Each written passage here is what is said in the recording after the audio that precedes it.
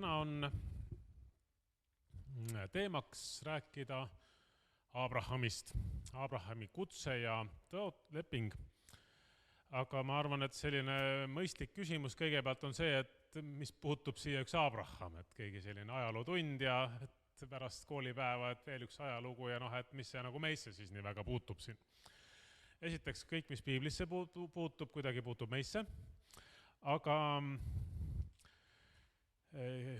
on palju selliseid huvitavaid tegelasi Vanas Testamendis, kes on, tükk aega tuleb kaevata, et aru saada, mis meil sellega peale hakata on. Aga Abrahami kohta ütleb Paulus, ütleb Uus Testament, et kõik, kes on usust, on Abrahami lapsed. Kõik, kes on usust, on Abrahami lapsed. Mõeldes siis usku Jeesusesse, et kui sa oled nagu usus Jeesusesse, usus Jumalasse, siis sa oled Abrahami laps. Nii et suur enamus meist siin, kui sa oled usus Jeesusesse, oled sa Abrahami laps ja nüüd võiks teada, kelle laps sa siis oled. Jumala lapseks nimetama me sageli ei ütle, et tere Abrahami laps. Aga piibel niiviisi ütleb. Ja miks niiviisi, et see Abrahami usku seatakse selliseks nagu ideaaliks või eeskujuks, et igaüks, kes usub nii nagu Abraham, on ka siis selline õige Jumala laps. Paulus muideks läheb isegi veel kaugemale sellest, ütleb, et nüüd natuke ajalugu sisse, et Abrahamist siis tuleb kogu Iisraeli rahvas lõpuks, juudid ja kõik, kes siis on nagu juudid, need on vere poolest Abrahami lapsed. Vereliini pidi Abrahami lapsed, et samast suguvõsast. Ja Paulus ütleb, et tegelikult võib olla Abrahami otsene järeltulija, veresugulane. Ja juudid seda kõik on, aga mitte olla Abrahami laps.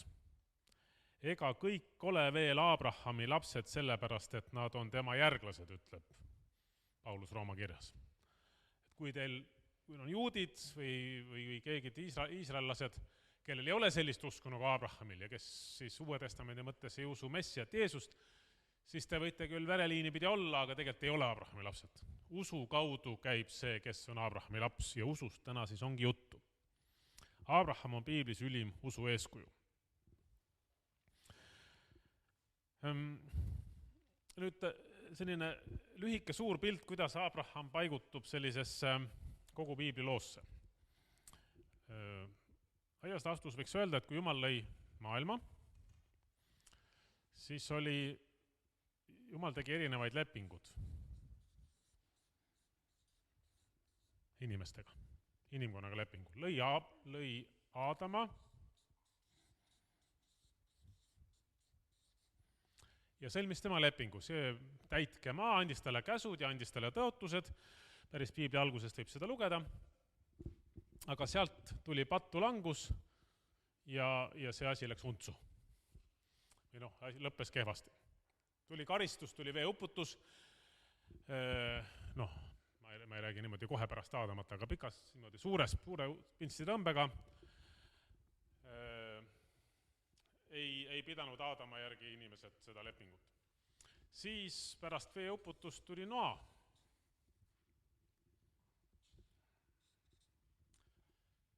Jumal tegi uuesti inimkonnaga lepingu. Jälle inimesed langesid pattu, ei tulnud sealt täiuslikku asja välja. On seda mikrofoni tarvis või? Salvestuse jaoks, jah. Ja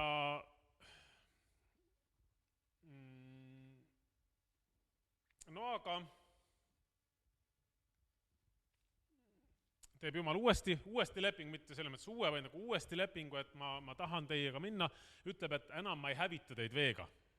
Paneb vikerkaare selleks tähiseks, aga inimkond langeb ikkagi pattu. Päris hävingut ei tule, aga Jumala inimkond läheb ära ja siis Jumal teeb uue strateegia.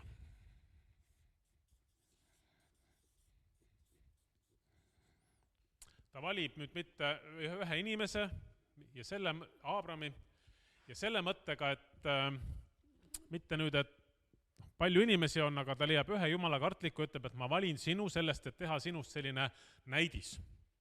Et sina usud, sinu järglased ka usuvad, sinust saab suur rahvas ja siis, kui teised näevad, kuidas teie usute Jumalasse, järgite Jumalat, siis teised võiksid ka selle eeskuju kaudu tulla Jumalasse uskuma.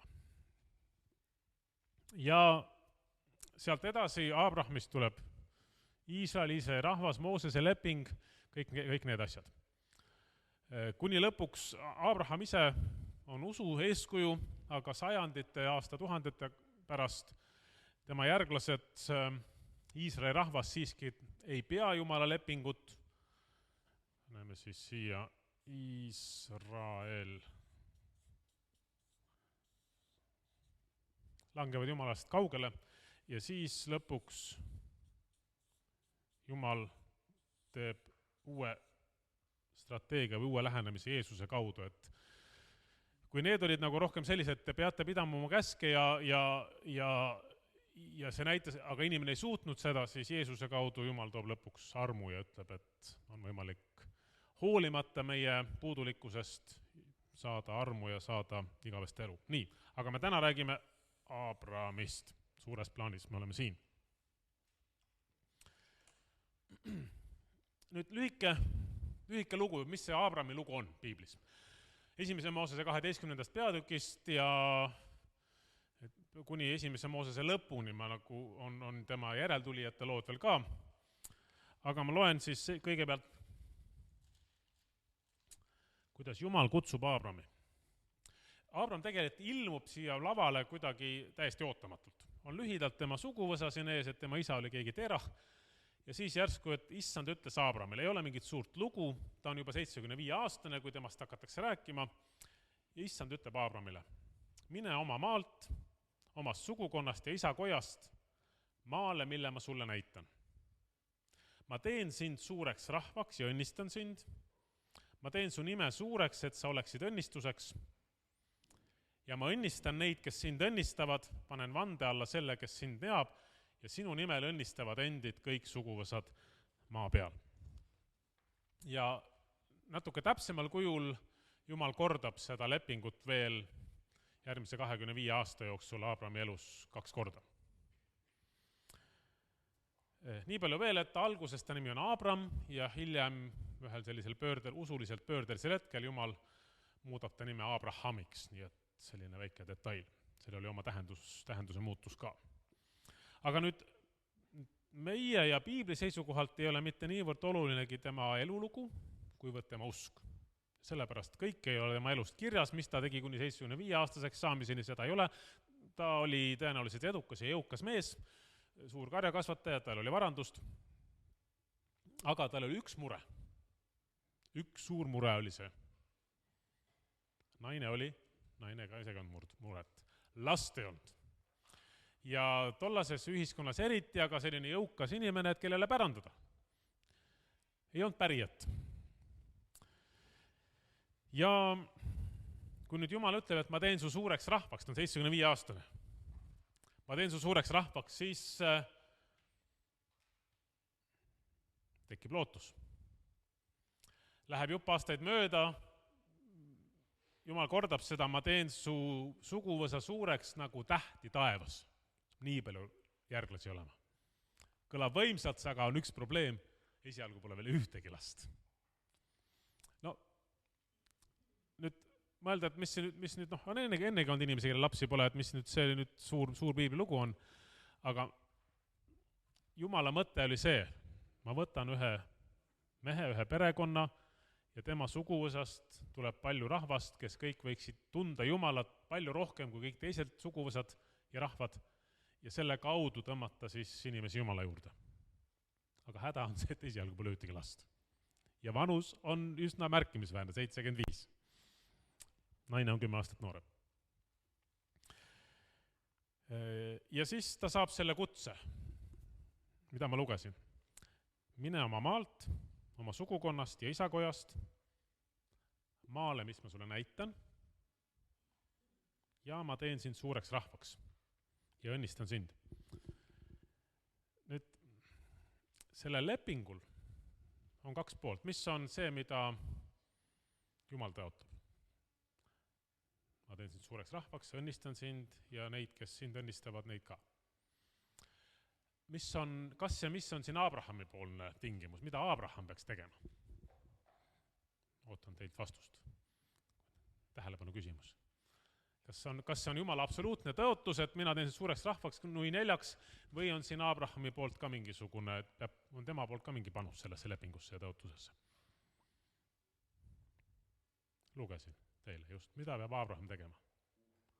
Kuulete ma täpsemalt milles, mida tegema? Minema, vot, oled mõnusalt sisse seadnud, 75 aastat, ilmselt on seal juba niimoodi hästi sisse seadnud, parandust ka omajagu, ja siis järsku mine. Kui te vähegi geograafiat teate, kuskil Uuri linnas ta oli, oma isaga ilmselt oli ta varem juba rännanud sinna lääne poole, ja nüüd jätta oma turvaline elupaik kõik maha ja mine kuhugi ja päris täpselt ei tea ka kuhu. Maale, mida ma sulle näitan. Selles loos on palju keerdkäike, aga üldiselt see usk ongi see, et ta sai Jumalalt käsu ja tõotuse ja ta otsustas, okei, ma lähen selle põhjal välja. Ja see on nüüd selline usu eeskuju. Selles loos, ma räägin seda nüüd lähemalt, on omajagu keerdkäik, ega see ei ole sugugi sedasi, et usu eeskuju ja alati uskus ja ühtegi takistust ei tulnud. Aga üks olulisemaid kohti piiblis üldse tervikuna on, mida Abrahami kohta öeldakse, ta uskus Issandat ja see arvati temale õiguseks. Kui on vahepeal 10 aastat mööda läinud ja tal ikka pole lapsi ja ta hakkab kahtlema selles kõiges, siis Jumal kinnitab oma tõotust ja siis on kirjas, et Abraham uskus Issandat ja see arvati talle õiguseks. Ja siis osadele on tuttavad, aga lihtsalt ma joonistan need nimed, et kes siis on kelle poeg, sealt tekib see suguvõsa. On Abraham.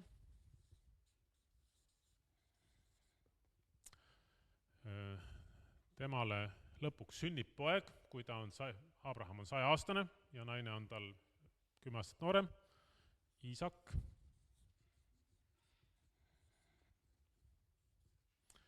Siis sünnib, nüüd lugu läheb niimoodi pikalt edasi sünnib Jaakob, kellele Jumal annab ühel hetkel nimeks Iisrael.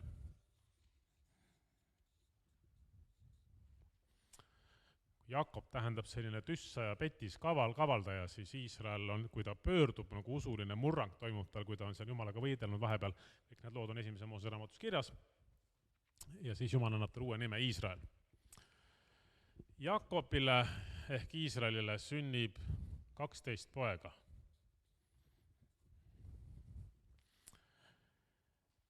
Ja need on siis 12 Iisraeli suguharu. Juuda on üks nendest, kes siis, juudid tuleb sealt see nimi. Jaakob ja 12 poega, nad on liikunud sinna tõotatud maale, aga tuleb näljahäda ja nad liiguvad edasi Egiptusesse.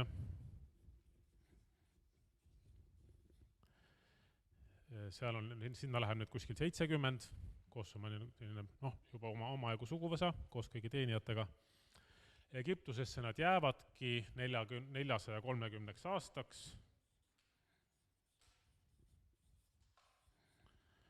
Kuni siis tuleb Mooses ja viib nad välja sealt.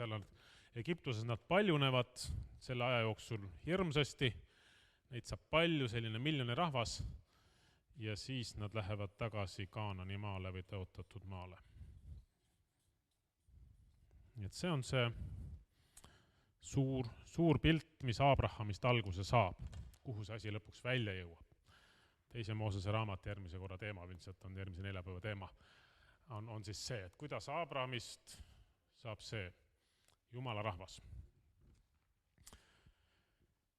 Nüüd, see on see story. Natuke hea teada, kuidas kõik kuhugi paigutub. Aga nüüd, mis võiks olla meie sellised usulised õppetunnid siit?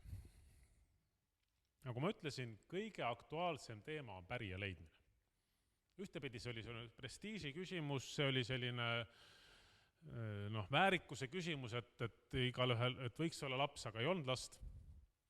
Ja sellest nüüd pärija leidmisest on kogu selles Abrahami lugudes kõige rohkem juttu. Jumal ütleb, sa oled 75-aastane, sa saad suure rahva isaks. Kuidas sina asuksid seda ülesannet täitma?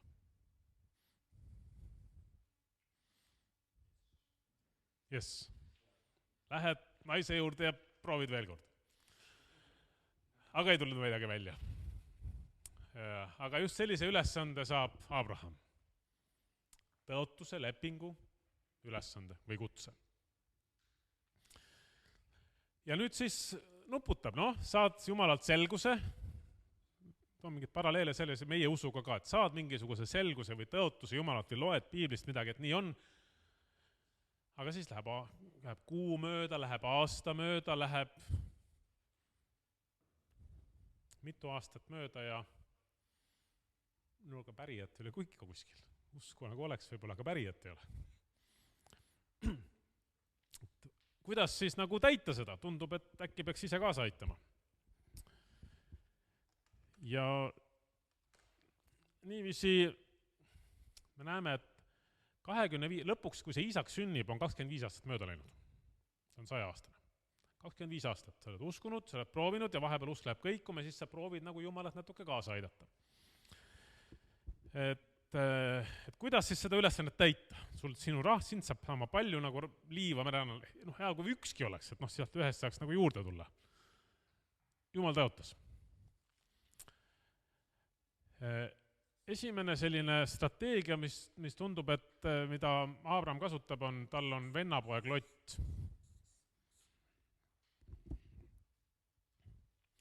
Et minul pärijat ei ole. Mõtleb aga, et igaks juhuks ma võtan vennapoja kaasa. Mäletate, mis oli see tõotu või see käsk, et mine oma maalt, omast sugukonnast ja isa kojast maale, mis ma sulle näitan. 3 asja, mis pidi maha jätma. Oma maa, oma isakoja ja oma sugukond. Nüüd oma maalt täitis, lahkus, läks ära oma maalt. Oma isakojast läks ära, Terah suri, tema isa suri ja isakojast ta lahkus. Oma sugukonnast pidi ka lahkuma, aga seal jättis sellise väikse konksu kaasa, võttis oma vennapoja kaasa. Rangelt võttes võiks öelda, et natukene nagu nihverdas Jumala käsuga. Käsk oli, et jäta sugukond maha, aga vend oli surnud, vennal oli poeg ja kus sa siis jätad? Mitte väike poeg, ikka täiskasvanud juba. Võtaks kaasa. Tegelikult oli variant, tal oli suguvõsa loetelu on siin olemas meil. Tal oli teine vend ka, kellega ta oleks jäänud, see poeg saanud jääda, see on mingisugune selline hädasund. Aga tundub, et tal on see mõte, et ega siis see nagu liiva mererannalt, see ei pea võib-olla minu endast sündima, et ma lapsendan kellegi oma vennapoja näiteks lapsendan ja see oli väga tavaline, sest tol ajal, kui endal pärijaid ei olnud, sa lapsendad kellegi, teen Lotist pärija. Mina ütleks, et see on selline usk olemasolevate ressursside piires. Usk olemasolevate ressursside piires.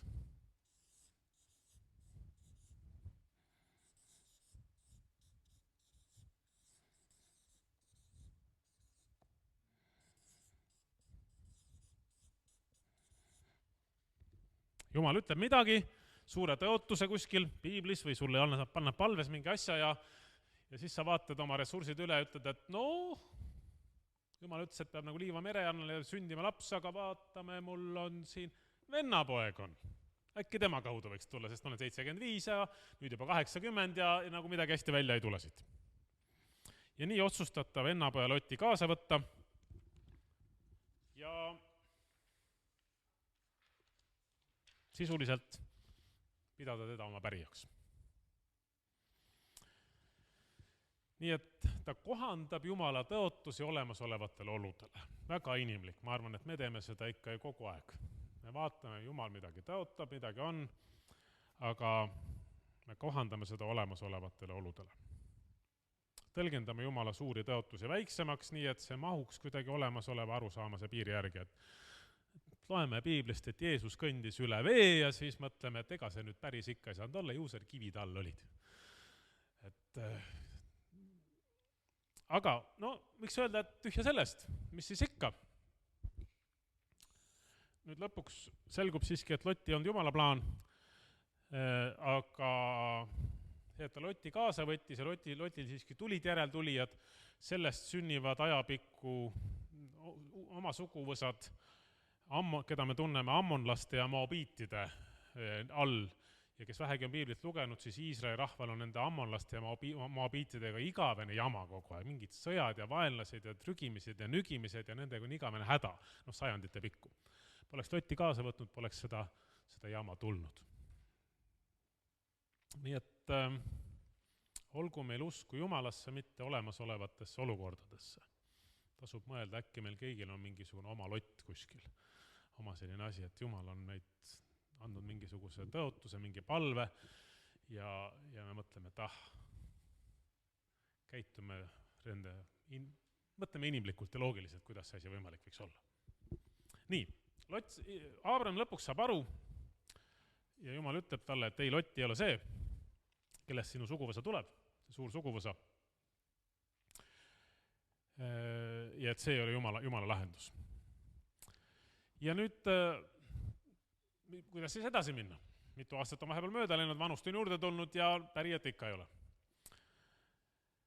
15. peatükis, kui Abraham on päris nukker selle asja üle, siis ta näeb nägemuse Jumalat, uue nägemuse, Jumal ütleb, ära karda, Abraham, mina olen sulle kilbiks. Sinu tasu on väga suur. Ja see on nii vahva, kuidas siis Abraham talle vastab. Issand Jumal, mida sa saad mulle anda? Mina lähen ära lastetuna ja minu koja valitsejaks on Eliezer Damaskusest. Milline kontrast? Sa oled uskunud Jumalat, sa oled tõotanud, sa oled loobunud mingist asjast, võib-olla sa oled naeruoluseks saanud ja siis Jumal ütleb, et sinu tasu on suur, ära karda ja siis sa ütled Jumalale, tead, ma olen üritanud. Aga mida sina, Jumal, saad minuga teha? Ma olen ikka suures jamas.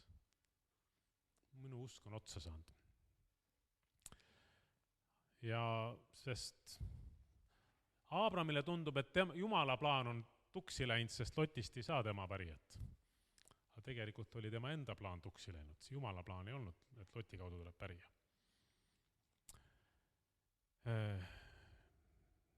Issand, mida sa saad mulle enam anda? Arvan, et meil igal ühel tuleb elu jooksul mitu korda selliseid asju Jumala ees. Mõtled oma palves, et Jumal, kuidas sellest käkist sa lubasid, ma lootsin ja nüüd, mis sul mulle anda on? Sa ei ole mulle ihuvilja andnud, ütleb Abraham, süüdistab Jumalat. Ja mida siis Jumal selle peale teeb? Jumal viib Abrahami õue ja ütleb, vaata nüüd taeva tähti, kui sa suudad neid lugeda. Nõnda saab olema sinu sugu. Ei mingit hukkamõistu, ei mingisugust aitab küll mul sinuga jamamisest, Abraham, vaid viib välja, uuendab seda tõotust. Vaata taeva tähti, kui sa suudad neid loendada, siis nii palju saab olema sinu sugu. Mida see ütleb Jumala kohta? Milline on Jumal?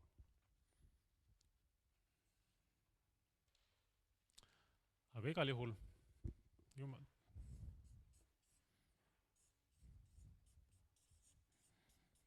sealt tuleb välja, et pärast Lotti on Abrahamil mõte, et olgu, mul on üks teen ja üks ori, Eliezer Damaskusest. Mina suren ära, see jääb minu koda valitsema, et ilmselt see oli selline vahepealne plaan. Jumal ütleb, et ei, sinu enda ihust peab sündima. No nii, läheb konkreetsemaks Jumala mõte, minu enda ihust, okei, ei ole Lott, ei ole Eliezer, minu enda ihust peab sündima, aga see ihu on paraku natuke vanavõitu. Aga vähemalt Jumal ütles, su oma ihust tuleb sulle pärija. Mida siis nüüd ette võtta? Ega Abraham mõtleb ikkagi veel optimistlikult ja loovalt. Usk oma jõusse. Ta mõtleb, et kui nüüd ikkagi mina olen nii vana ja naine on ka nii vana, et teeb oma naisega kokkuleppe, et ta saaks oma teenijaga lapse. naine on selle plaaniga päri ja saab kokku siis oma teenijaga. Muideks isegi tema abikaasa, Abrami abikaasa Saarai soovitab seda talle. Ja ta saab lapse oma teenijannaga. Nüüd, meile tundub siin kristlikus mõttes, et kuidas siis nii sai, et läks kuidagi kehvasti, aga võib-olla ei pruugi üldsegi olla, et tollases kultuuriruumis oleks olnud midagi taunitavat selles. Võib-olla tänapäeval me nimetaksime seda doonoremaks. Et ise lapsi ei saanud ja kasutas doonorema. Ameerika Ühendriikides on see ametlikult võimalik, Eestis minu teada vist mitte. Aga et Abram püüab Jumalat aidata. Haagar on siis selle teenija nimi ja sealt sünnibki Iismael. Sünnibki poeg. Lõpuks ometi.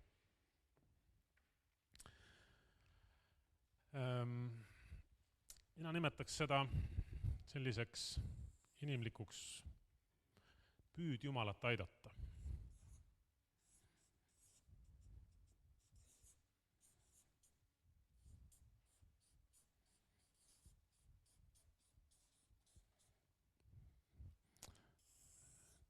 Esimene plaan oli tal, et pärijat oleks vaja saada. Jumal tõotas. Aega läheb mööda, Jumala vastust kuidagi ei tule. Äkki siis hoopis vennapoeg. Olemasolevad ressursid, kasutame need ära. Ei, Jumal ütleb, ei ole nii. Äkki ma teen pärijaks oma orja, teenija, Elieseri. Jumal ütleb ei. Siis teeme hoopis äkki siis minu oma ihust peab sündima. Olgu pealegi. Minu oma seeme, teenijanna keha, Haagari kaudu sünnibki Iismael, aitame Jumalat. Aga see ei olnud mitte Jumala plaan.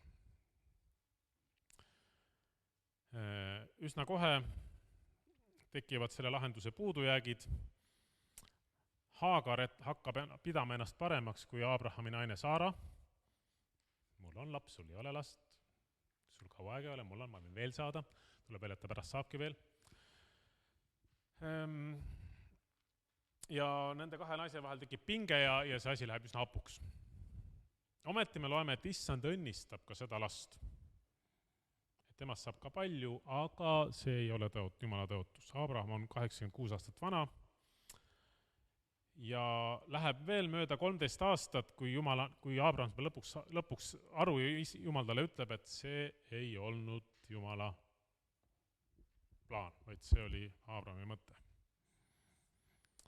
Ja siis saab teoks Jumala plaan ja sünnib Iisak. Ja sünnib ikkagi Saarast, tema päris naisest. Kui te küsite, kuidas see võimalik on tehniliselt, et 100-aastane mees ja 90-aastane naine sünnitab, siis vastus on, ma ei tea.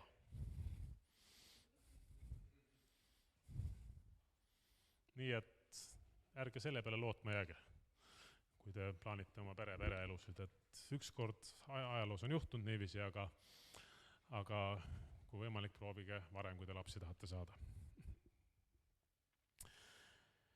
Nii et 4. katse on lihtne usk Jumalasse. Et lõpuks Jumal teebki nii, nagu ta on tõotanud, isegi kui see on inimlikult võimatu.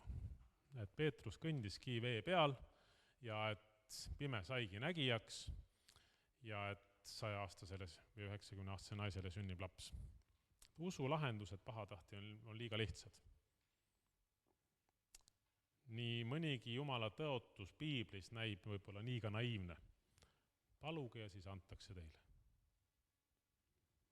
Ja siis sa mõtled, et kuidas Jumal annab, loen rahad kokku, äkki mul viisat raha ei ole, siis järelikult ei saa, aga paluge ja siis antakse teile ja Jumalal on mingi muu tee. Igaüks, kes hüüab appi issanda nime, päästetakse, vaatad peale mingisugune pätt ja kaabakas, kuidas see võimalik on, et Jumal teda ka päästab ja siis tuleb välja, et selle Jumal päästabki ja muudab ta kaineks ja terveks. Veel Jumala tõotusi. Veeret oma tööd issanda peale, siis su kavatsused lähevad korda. Tahaks ise ka aidata, nagu siin, püüd Jumalat kuidagi aidata või kuidas on, aga et usus on midagi rohkemat. Või veel, lihtsalt loen mõned intrigeerivad Jumala reeglid. Kui su vihamehel on nälg, anna temale leiba süüa. Mitte ära parasta, vaid anna talle, mis tal vaja on. Nii et esimesed 3 eksamit ta kukkus läbi, lõpuks ta saab tõotuse lapse ja siis juhtub veel midagi nendes esimeses Moosese raamatus. Iisak on juba suureks saanud või ikkagi mitte enam beebi ja siis ütleb Jumal Aabramile, et tuleks ohverdada see Iisak. See lugu on ka seal sees. Palju küsimusi ma sellesse ei süvene, aga tol hetkel Aabrami usk on saanud Jumalasse juba nii küpseks ja tugevaks, siis ta enam ei küsi, ei mõtle, et äkki ma ei kuulnud õigesti, äkki see ei olnud Iisak, vaid see oli äkki jäär hoopis.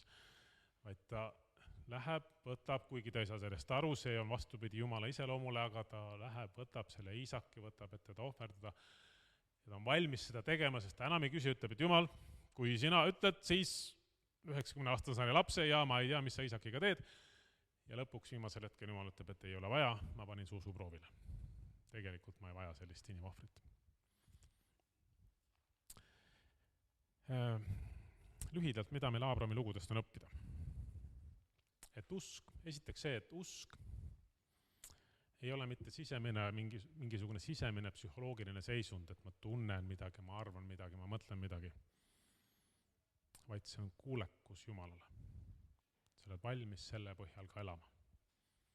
Mitte lihtsalt, et mul on selline hea tunne Jumalaga ja sees on mul selline simmeline rahu. Seda võib ka olla.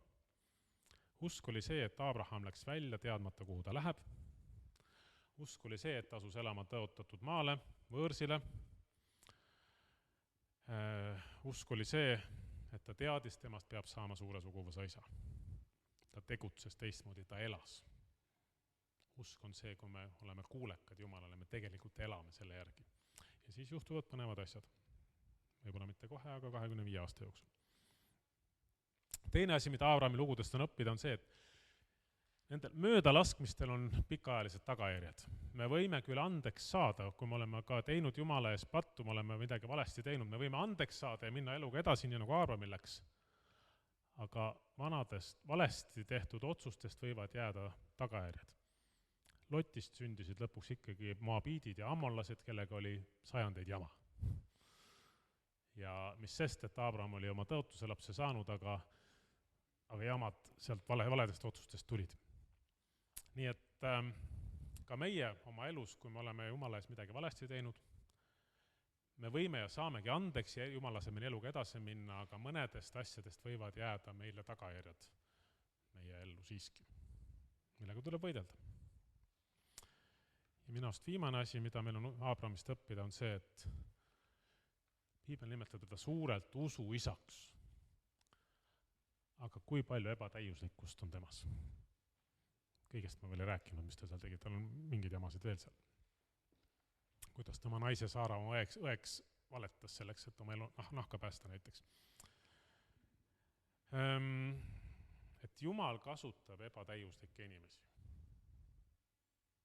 Ja kui me taas paneme oma usu temasse, isegi siis, kui me oleme käkki kokku keeranud ja me teame, et me oleme ise läbi kukkunud ja põrunud või midagi valesti teinud ja me usaldame ennast Jumala kätte, siis Jumal kasutab ebatäiuslikke inimesi. Küsida, mitu viga tegi usuisa Abraham? Usuisa Abraham. Ja kui ränkasid vigu? Kas sina oled oma naise võõra mehe naiseks andnud ja 2 korda? Nagu Abram tegi. Kas sina oled valetanud oma naha päästmiseks, nii nagu Abram tegi? Aga ta sai armu ja Jumal viis seda edasi. Nii et tema ei saanud usuisaks ka mitte kohe seal, siis kui tuli 75, Jumal andis selle tõotuse, siis oli kõik täiuslik, vaid 25 aastat ta küpsis ja lõpuks ta sai aru, mida Jumal tast ootab. Et see on meile julgustuseks. Ka siis, kui me oleme ise käkke kokku keeranud, võivad meist saada usuisad ja emad. Läheb aega võib-olla sellega, aga Jumal ei jäta lootust meiega. Jumal viib edasi ja see on arm ja see on usk. Aitäh teile!